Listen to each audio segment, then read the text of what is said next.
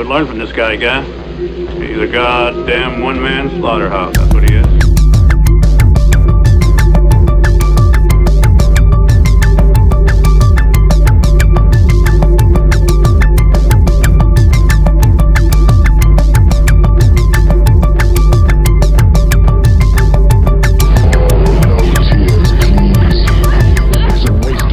Okay, how's everyone doing? You see by the title, I'm sure everyone has heard the news by now. Edward, or Eddie Fatou, better known as Umaga, passed away this evening at about 6 p.m. at the age of 36 at a hospital in Houston, Texas from an apparent massive heart attack. I don't know the full details, obviously, on everything that's been going on, but let me kind of give you a recap of what my day's been with this. About 2 o'clock Eastern this afternoon, I logged onto my YouTube account. See a guy about Max Sports upload a quick video talking about how Eddie Fatou has apparently been in the hospital since last night. His wife found him last night sitting on the couch, passed out watching television, not breathing, blood coming out of his nose and mouth. Rushed him to the hospital, and he was in critical condition since then. And that was 2-something, okay? Take a couple hours, kind of let it sink in, verify it from other websites. Did a quick little video talking about him being in the hospital, wishing for him to get better soon, pull through, recover, what have you. Then an hour and a half after I got that uploaded, come on YouTube again, and I'd see if I'd gotten any responses on it yet. And see that now Umaga has died, apparently.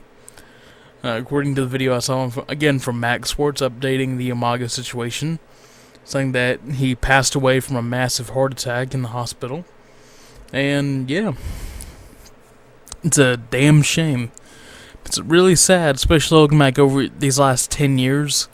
That last video I did, long video I did, the tribute to all the guys that died in the last decade. It's just astonishing to see, for one, the sheer number of people. Because, if you just, run a few in your head, you think of, obviously, Benoit, not going into that. Eddie Guerrero, Test, guys like that. You think of maybe 5, 6 max. Only the recent ones, Lou Albano, Mazawa. 5 or 6 names off the top of your head, but when you really start digging down and trying to find more or less a comprehensive list of all the guys that have died in the last 10 years even, just the sheer number, especially the young guys that have died, is astonishing. And when I say young guys, I mean under the age of 40 is the qualifier for that. Just some amazing talents have died under 40. Chris Candido, Mike Awesome, now Umaga. Like I said, just the sheer number, it's astounding. And this one really hits home because, like I said, I just did that video as a tribute to all the guys that had already passed a couple days ago, even. And then, I just heard about Umaga being ill at 2 o'clock this afternoon. Then 4 hours later, I get an update finding out that not only has he gotten worse, but now apparently he has passed on from this life, and he's died. And I'm not gonna get on here and bullshit and say that I was the biggest Umaga mark, or that he was my absolute favorite wrestler of all time. I'm not gonna bullshit and say that because it's not the truth. I definitely liked his character a lot. I certainly respected his character for his wrestling ability. For a big guy, I hate to qualify like that, but for a big guy, the man could fucking move. He could wrestle better than a good percentage of the roster.